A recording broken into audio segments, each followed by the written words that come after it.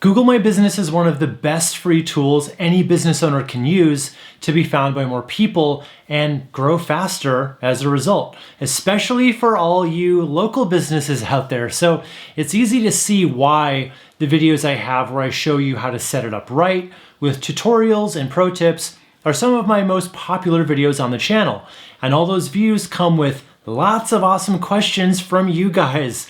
And there are some that I get all the time. So in this video, I'm going to answer all those top questions that you probably have about Google My Business. So if you don't already know, Google My Business is a way for you to list your business directly with Google, and you can include your business category, your address, your phone number, your website, all your services, products, descriptions, photos, working hours, all that good stuff. And doing all that helps Google to see you more clearly. And if you do it right, they're going to show you to more people looking for a business like yours, especially here in what I call the holy grail of the best place to be found in Google search, the map pack. So if you skip this, you probably won't ever be found here. So let's get right to the questions. Okay, so the first one is by far the one I get the most, or at least some variation on this. And this one is from David Touris, and he says, I verified my business without an address because I don't have an office. How does that negatively affect my ranking on the map? Okay, so Google gives you an option here. So you can either list your address publicly,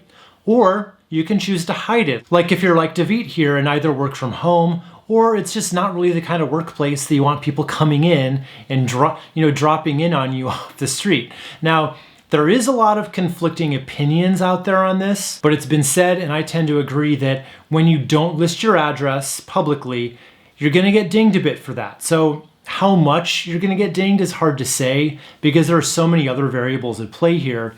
And if you have just a little competition, it might not affect you as much as if you had a lot of competitors and they were all listing their addresses. So the only good way to really tackle this question is to say it usually does impact your rankings to some degree. So if you really want to rank high in the maps and you're okay with your address being publicly listed, you feel safe doing that, then I think it does give you the best chances. But if you value your privacy and you're willing to give up some potential visibility, again, we don't know how much visibility, or if you're willing to just work a bit harder at some of the other factors to make up for it, then you can hide it and see where you end up. You can always hide it or unhide it later. Okay, next question. We have one from Dr. Jones or Dr. Johns. Any tips for a business with one website and multiple locations?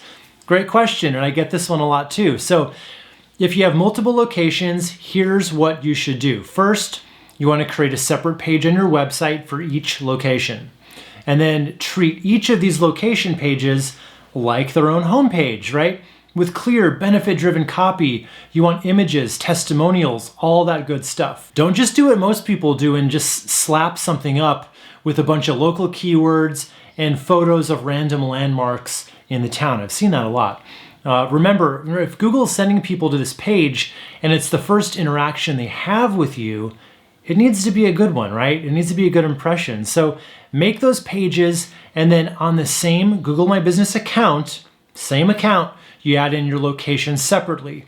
And then you link each location, not to the homepage of your site, but to the corresponding location page for it. Okay, so this is a good one from Christopher Colligan. He asks, do you need a website to use Google My Business? The technical answer is no, it's not a requirement to use it.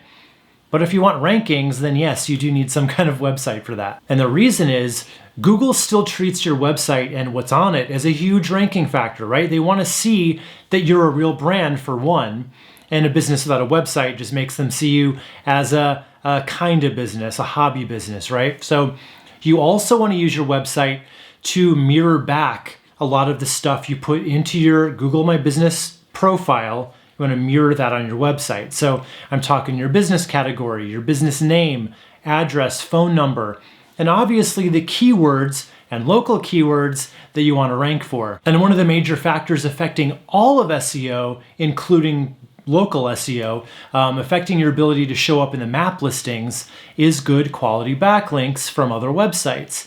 And without a website of your own, you can't really get those links. What are they going to link to? So yes, you do need a website, But luckily, there are lots of easy options available to you these days. I've even got a masterclass training video that's going to get you up and running in just one weekend. Check out the link to that in the description below. Okay, next up we have one from Dennis Morissette, and Dennis asks, my business appears in Google search when I key in my business name and shows my location. However, if I search under dog walker near me, it's not showing me as listed, and I don't see my name on the map either. I was told because I have not had reviews yet. Yet I see other dog walkers showing up even if they don't have reviews. Okay, so this is a question of what's gonna get you to show up and what's not. So he's basically confused as to why he's not showing up when other people who appear to be in the same situation as him are showing up. So let's just talk about that, right? There are a lot of factors that go into the equation of who shows up and in what order. So I've actually got a whole video where I talk to the true expert in this area, Darren Shaw, and he lists out every important ranking factor in order. So you'll find the link to that video in the description below as well. But Dennis specifically brings up reviews here, right? He doesn't have any, but other people who also don't have any reviews are showing up ahead of him, or they're showing up and he's not. So why isn't he? Honestly, it could be anything. Maybe they filled out their Google My Business profile more completely. Maybe their website has more of those ranking signals on it. Maybe their address is listed and yours isn't. Or maybe they just have more backlinks or citations than you do. So all this to say, don't ever focus on just one little variable thinking that's the missing piece, unless you're absolutely sure that it is. And honestly, I encourage you all to watch that video about the ranking factors. It's just gonna be super helpful for you to know what you should be prioritizing. Okay, next up from BCH Garden Services. How important is the actual content of the About and Service sections for Google My Business SEO? This is a great one, and there's honestly some conflicting opinions on this one too. So the way I look at it is, you should absolutely use the spaces they give you within your profile to not jam your keywords into, but use them naturally when it makes sense. Now, Darren Shaw, the guy I had on to talk about all the ranking factors, he says that that is not going to help at all. And I do trust his opinion and his research. But even so, how could it hurt, right? And including those keywords that people are searching for will, if nothing else, just be a good signal to your actual prospects that they're in the right place. So use them, even if it's not necessarily going to help you rank. Okay, next question from Igor Raensky. Can I use a co-working space to receive a verification letter from Google My Business, or can I be suspended? So this question seems very specific, but I get questions like this a lot. So basically, you have to give Google an address, even if it's not going to be publicly displayed. The reason is they need to verify that you are located where you say you are.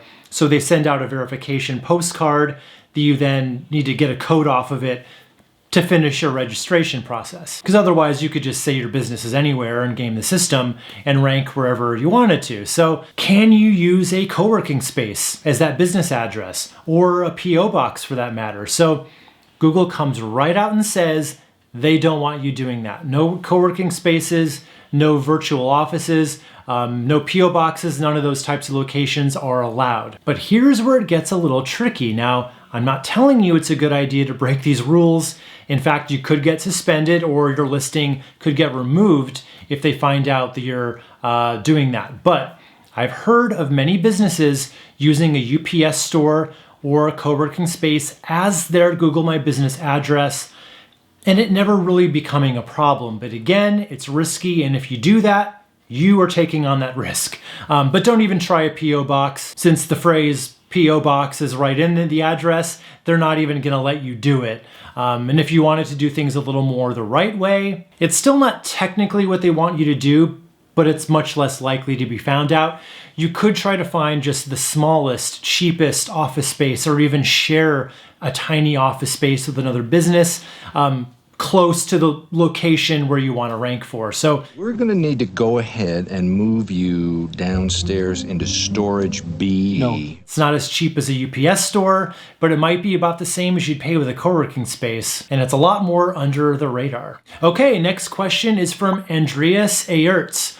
How long does it take to notice the changes in search results when you optimize your GMB profile? So there are a few ways to take this question. I'll get to both. So if you mean how long before actual changes that you make, like updating your phone number or the info you change within your profile, how long before those are reflected, that should be really quick, like possibly up to 48 hours, if not much sooner than that. But if you're asking how long will your updated efforts take to actually change where you show up in the rankings, that depends a lot on your individual level of competition for your business. Like any SEO, it generally doesn't work overnight.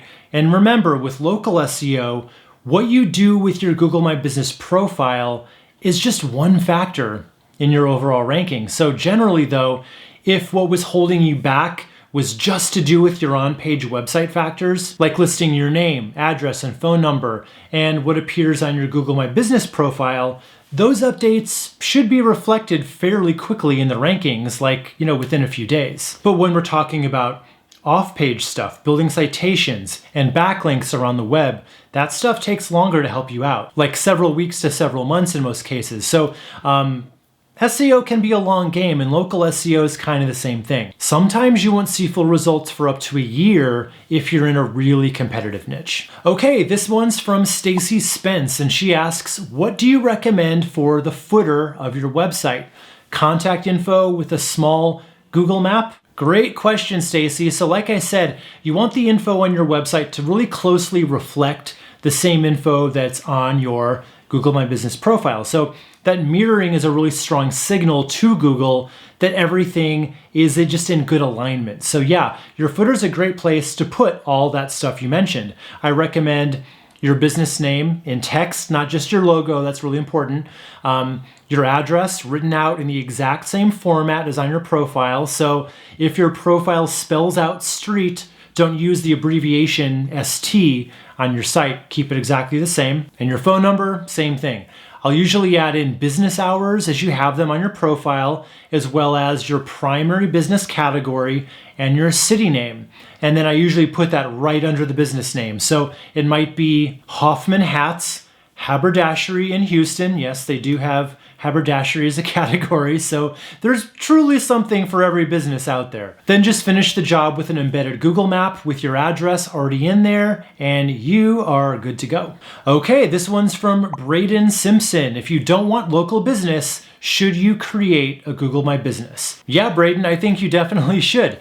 Here's the thing. So by creating a Google My Business listing, you're basically just handing Google everything they need to be able to treat you as a real business. Now, I don't know exactly how much having a profile is going to help you rank higher, but I can't see a scenario where it wouldn't be helpful in some way. And just throwing SEO out of it for a second, let's just talk about what happens when someone searches for your business by name with Google My Business versus not having it. So if you don't have it, you'll probably still come up number one for your own business name.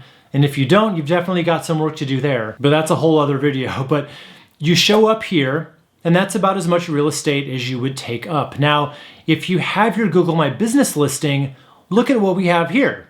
This whole side panel with your reviews, photos, phone number, hours, all that good stuff. And if nothing else, this just makes your business look much better, right? So even if you don't care about local rankings, still take the half hour that it takes to claim your business and optimize your profile so you can make a bigger impact for all your prospects who are going to see this. And if you want to make sure you're doing it right, I've created this video just for you where I'm going to show you all my expert setup and optimization tips so you can give yourself the best possible chances of being found by those local and national customers and clients. So click right here for the step-by-step video. I cannot wait to show you the whole process start to finish.